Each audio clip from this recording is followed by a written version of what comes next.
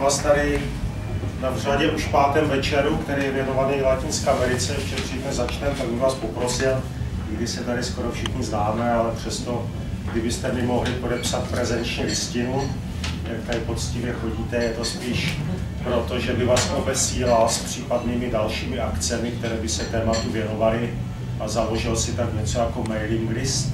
Čili pokud máte zájem, tak mi prosím jenom tady uveďte svoje jméno a mailovou adresu. Karel mi ještě říkal, že tady má případnému přeprodeji dvě knížky, které se věnují tématu. Je to Zadní dvorek Ameriky, který se měl tu čest překládat, a potom Piráti z Karibiku, kterou knížku překládal Daniel Veselý.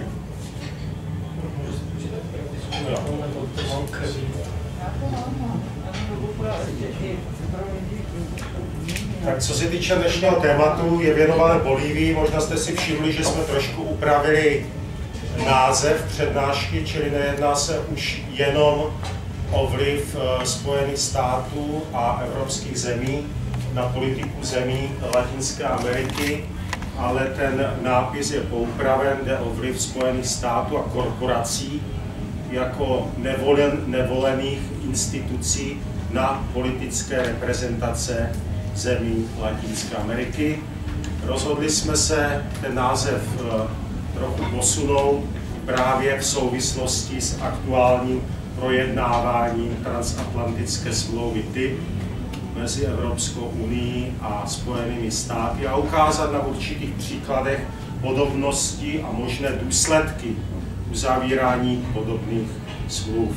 A to právě na příkladu zemí Latinské Ameriky, které s podobnými smlouvami mají bohatou zkušenost.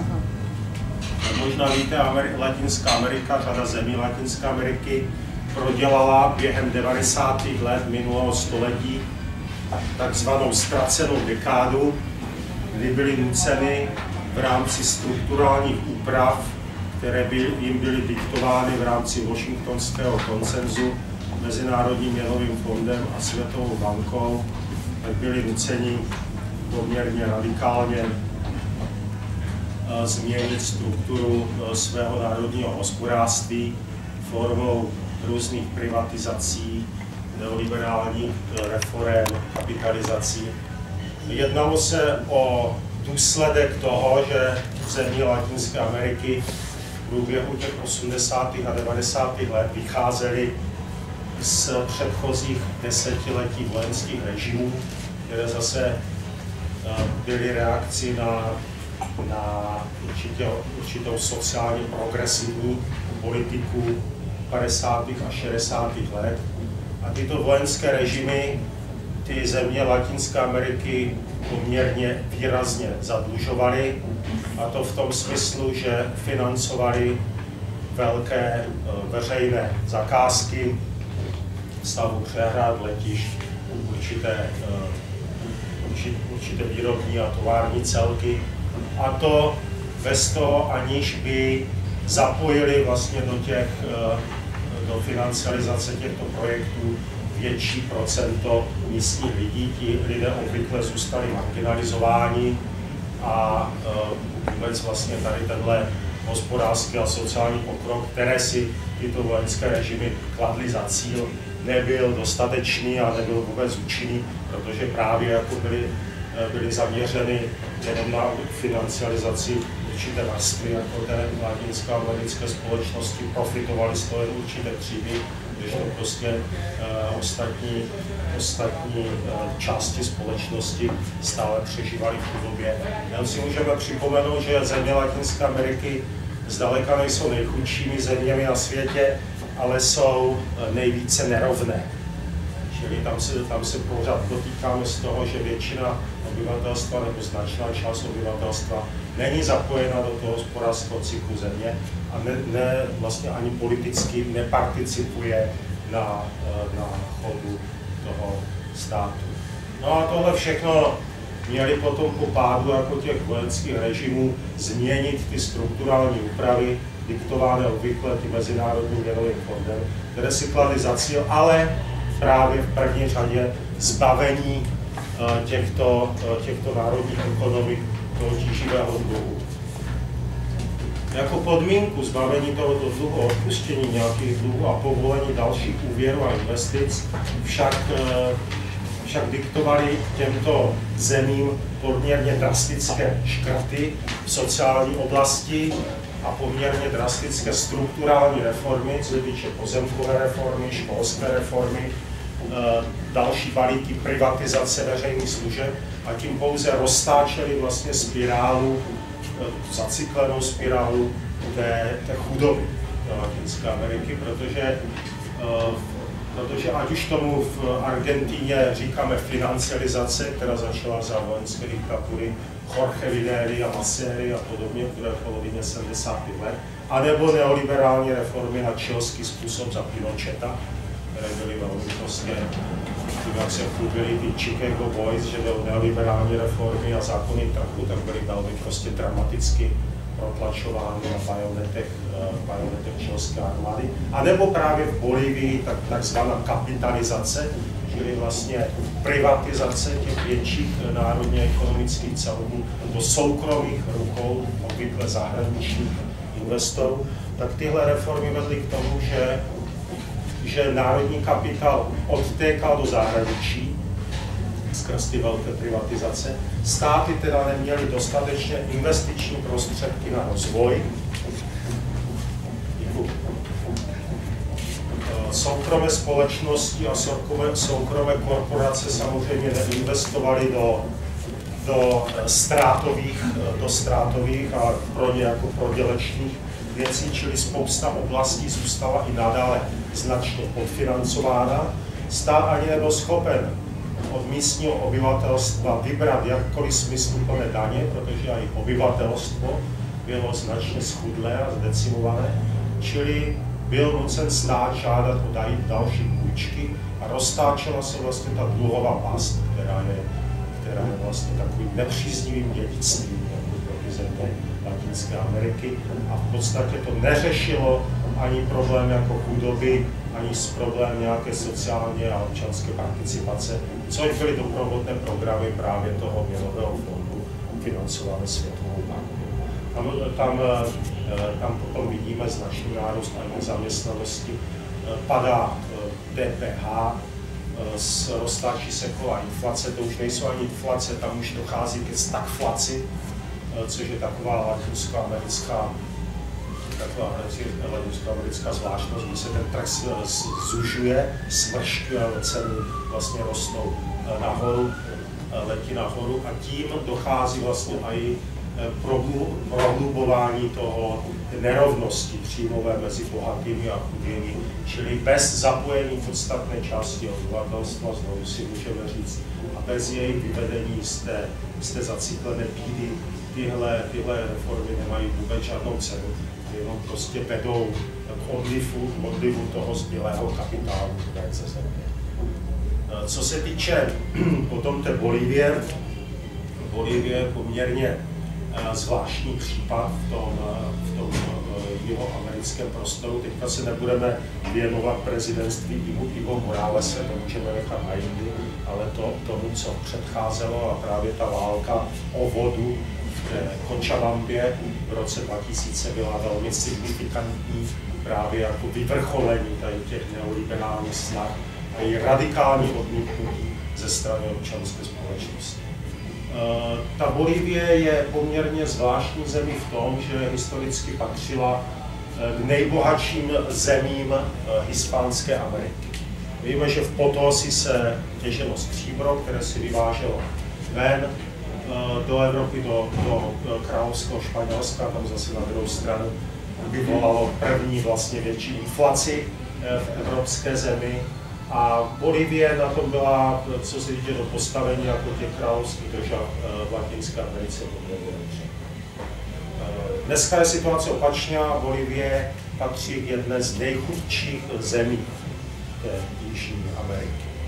K tomu s tím taky souvisí poměrně velká politická nestabilita, čili Bolívie si za svoji historii prožila několik pučů, polopučů a takových různých pokusů o svržení režimu nebo svržení režimu samotného, čili poměrně velká politická nestabilita, která je ale zase doprovázena, řekněme,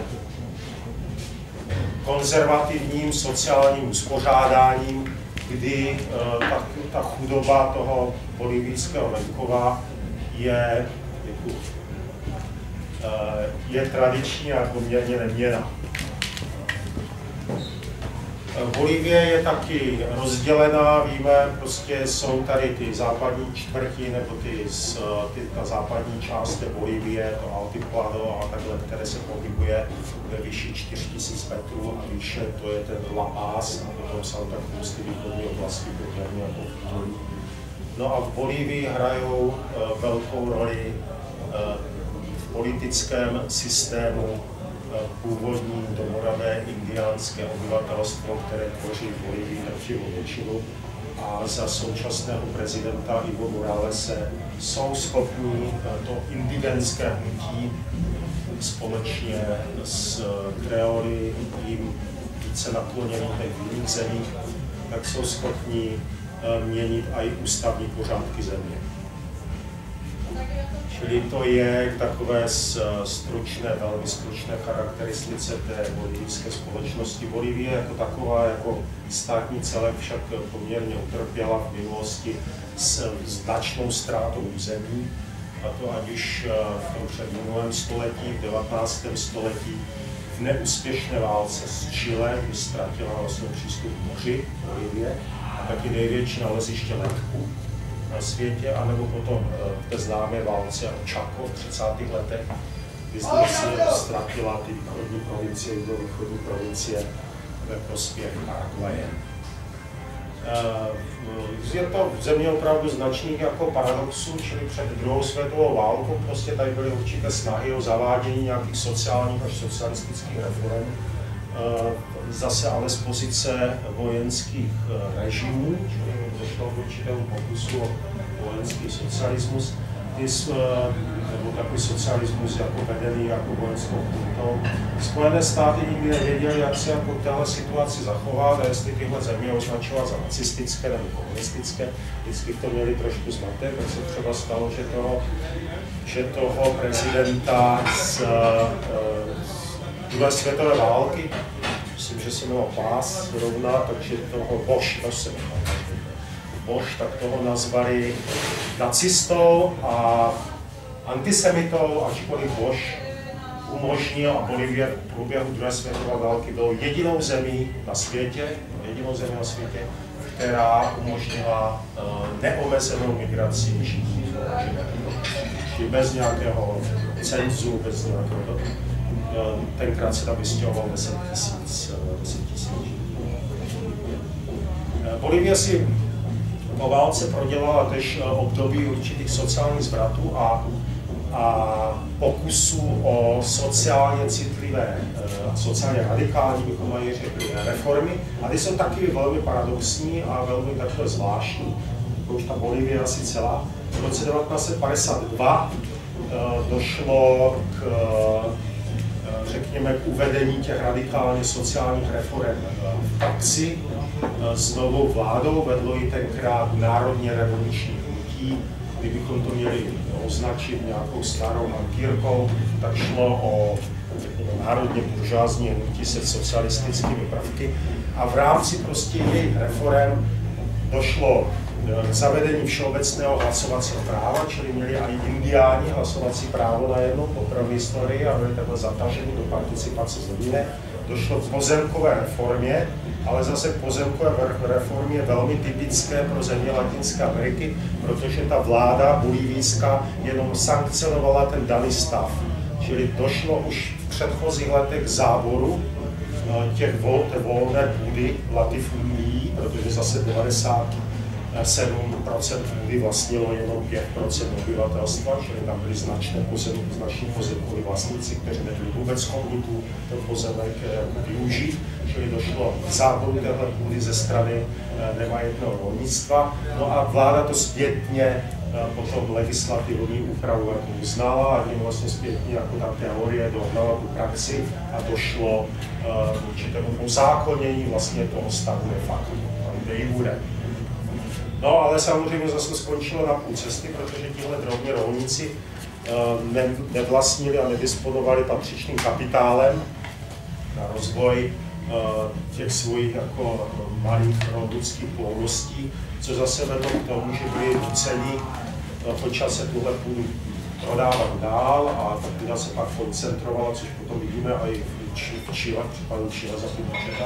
Ta půda se potom zpětně koncentrovala do větších pozemkových zase vlastnictví, už ne jako těch starých latifundistů, ale určitých agrokombinátů. A tady tihle ty rolníci pak opouštějí ty vesnice a ty svoje prodané pozemky a stěhují se do měst, kde potom vytváří ten prstenec třeba těch chudinských čtvrtí kolem těch městských center, což potom je problém, což je potom i případ Cochabamby a vlastně ten tlak na vodu a na vodní zdroje s příchodem těch nových přistěhovalců právě z venkova. Takže tady došlo k té pozemkové reformě, tady došlo k všeobecnému hlasovací právu a tady došlo ke znárodňování. A ke znárodňování cínových dolů. A tady se opět setkáváme se zájmy Spojených států, protože bolivijské reformy vypadalo to ze začátku, v tom úplném začátku velmi nejistě. Bolivie se bála, bolivijská vláda, jestli Spojené státy jako neskočí po krku, že to je prostě takový případ toho svatého Františka, bude prostě označen za svatého, nebude upálen. No a Spojené státy po určitém velmi chvilkovém rozmyšlení se rozhodly tyto bolivijské v podstatě sociálně progresivní reformy uznat a nejen uznat, ale taky je podpořit. A to z toho důvodu, že americký kapitál nebyl tak zastoupen v Bolívii jako třeba v případě Guatemaly, Arbencových reform, který byl svržen v roce 1954, a kde Spojené státy skrz United Fruits kampaně vlastnili skoro celou zemi, Banánová republika, Guatemala. Takže ten zájem jako Spojených států byl poměrně menší.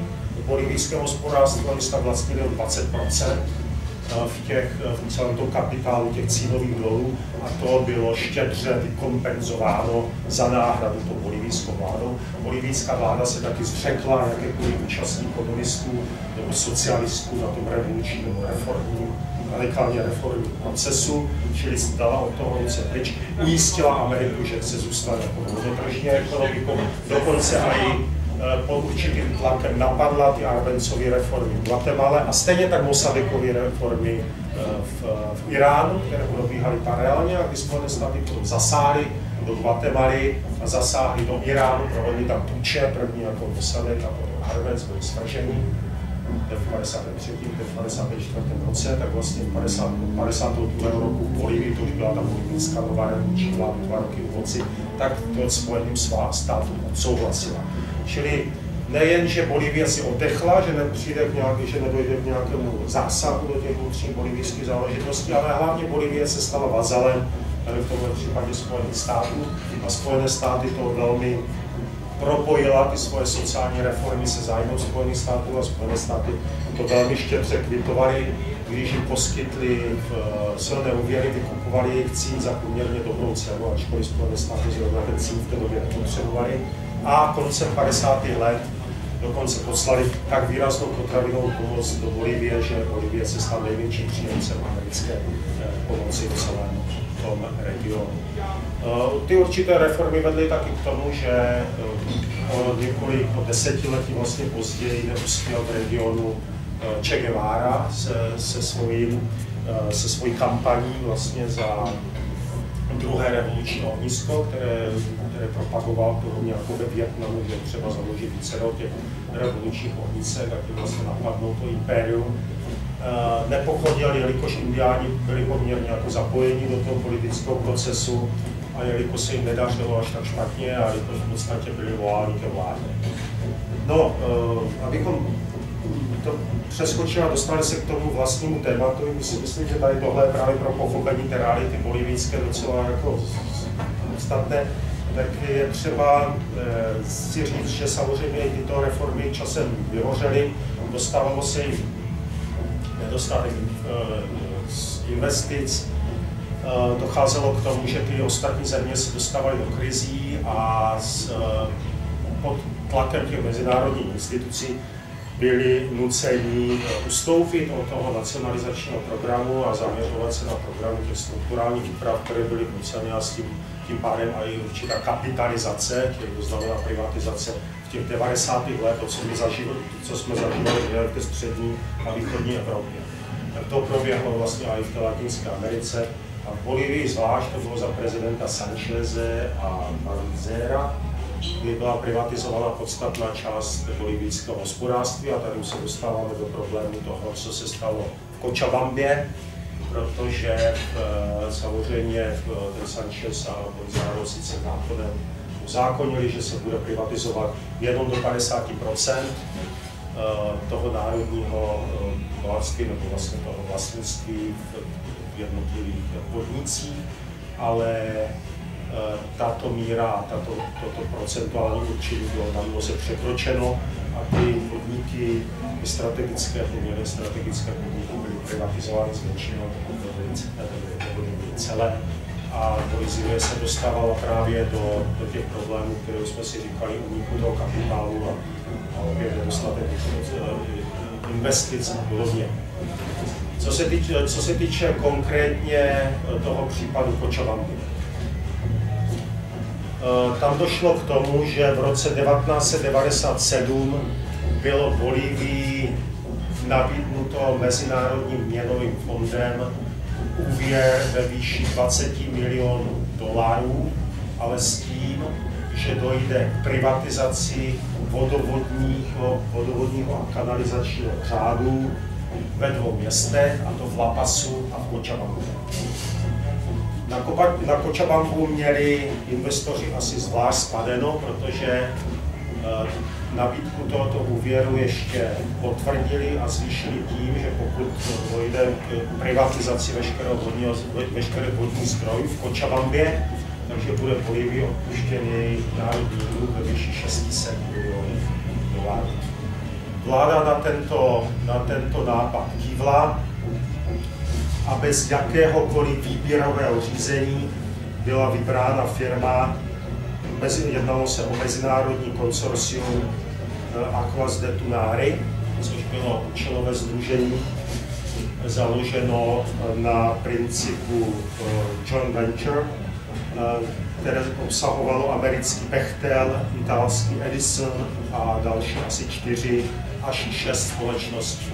Toto mezinárodní konsorcium bylo zaregistrováno na Kajmanských ostrovech a byl mu přiklepnut majetek vodovodních sítí a rozvodů vody v Cochabambě ve výši 200 milionů dolarů. To vlastní mezinárodní konsorcium investovalo do toho svého projektu pouhých 16 000 dolarů a investice na rekonstrukci vodovodní sítě, kterou přislíbili v rámci toho úvěru, chtěli získat tím, že zdanili nebo že zvýšili poplatky za stočné už u těch lidí, kteří byli připojeni. A tím vlastně chtěli dosáhnout toho, že uživatelé vody, kteří platí stočné, si předplatí služby, které se jim možná v budoucnu někdy dostanou. Vláda slíbila tomuto mezinárodnímu konsorciu zisk až 16% ročně, a to v podstatě bez jakékoliv kontroly a bez nějakého harmonogramu prací na renovaci vodovodní sítě. Jelikož různým vlivem předchozího vývoje však bylo v Cochabambě připojeno na vodovodní zdroje pouze 60% obyvatelstva, spadalo do majetku tohoto mezinárodního konsorcia veškeré vodní zdroje, čili včetně studní, které si místní lidé vykopali sami, jelikož byli odpojeni, jelikož byli v nedosahu těch vodních zdrojů, a včetně taky dešťové vody, kterou schraňovali do cisteren. Čili prostě nová ochránka a nová korporace zajistila uzamykání studní a zabírání cisteren na sběr vody. Proto i poněkud zvláštní film, název toho filmu También la lluvia a taky déšť, protože byl by vlastně zprivatizován i déšť. Co se dotklo samozřejmě místní indiánské populace a lidí, jako byli lidi na okraji té společnosti v kraji města, kteří to považovali prostě za něco nehorázného, za něco nemorálního, že by měla být zprivatizována voda nebo vzduch podobně, navíc prostě ze zdrojů, které si sami vyrobili. V té Cochabambě, jak už jsem zmiňoval na začátku, ještě došlo vlastně k takovému dvojímu střetnutí o tu vodu, jelikož jednak tady byl dopad jako těch neoliberálních reform a tady té kapitalizace a privatizace a na druhou stranu tady byl enormní tlak na vodní zdroje. Cochabamba je třetí největší město v Bolívii. Dneska je to centrum parlamentu Jihoamerické unie, to je jako Evropská unie, Cochabamba je celý parlament. A v průběhu prostě těch předchozích desetiletí se poměrně hodně lidí z venkova právě přestěhovalo do Cochabamby a v roce 1992 tady byl určitý zájem státu zvýšit těžitelnost těch vodních zdrojů, proti čemu se postavili místní rolníci, kteří se báli právě úbytku těch vodních zdrojů a založili poměrně silný, mocný odborový svaz, který se potom organizoval a aktivizoval o 8 let později, právě v roce 2000, v tom boji jako těch místních obyvatel proti tomu Bechtelu a proti tomu mezinárodnímu konsorciu. Čili půda už proto určitá připravena byla, teďka co se stalo. Vláda prostě tady tuhle zakázku, tuhle investiční pobídku, teda tomu Bechtelu, řekněme, protože to měl opravdu největší podíl tady v tom konsorciu přiklepla a podle očekávání Bechtel od ledna roku 2000 zvýšil poplatky za vodu o 200%, aniž by cokoliv jako investoval. Na základě toho se vytvořilo sdružení rolnických svazů, odborových svazů, různých politických skupin, občanů, indiánské zastoupení a podobně, do takzvané koordinátory. No a ta koordinátora potom organizovala celé ty akce, které v průběhu ledna až dubna v té Cochabambě proběhly a šlo hlavně o zábor města. Šlo o odstávky, o obsazování ulic, šlo o průvody, o masové demonstrace. Vláda nejdřív se tomu postavila velmi represivně a čelem, obvinila Cocaleros, čili ty pěstitele koky, že jsou zatím prostě organizování, což je zase další případ. Obvinila indiány, tak jak uvidíte, že indiáni se nám roztahují do našich měst. A samozřejmě hledala viníka všude jinde, než prostě hledat tím měla.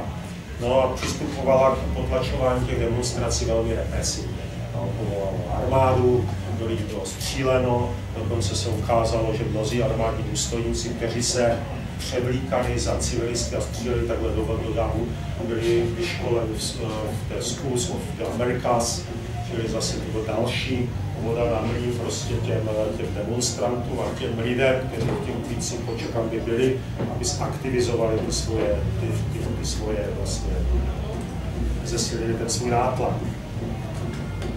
V březnu vyhlásili místní aktivisté z koordinátory referendum, přičem 90% lidí se vyjádřilo pro vyvlastnění vodních zdrojů z rukou toho mezinárodního konsorcia.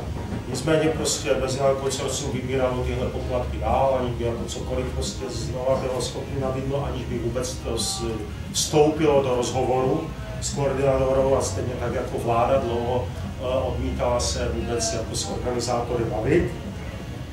No až došlo v dubnu 2000 na generální stávku, tenkrát bylo 100 000 lidí v ulicích. Ulice Cochabamby byly obsazeny po dobu 3 let a prezident Banzer už musel na to nějakým způsobem reagovat a to o to víc, že tenhle otisk pokoju se šířil dál do Bolívie, hlavně na ty Altiplata a na ty západní provincie. A došlo i k tomu, že na přelomu tisíciletí 1999-2000 můžeme sledovat vzestup alterglobalizační nebo antiglobalizační hnutí, čili téma Cochabamby a privatizace vody, jako tak nestoupné, privatizace vody, že vyvlastnění vody vlastně z moci lidí.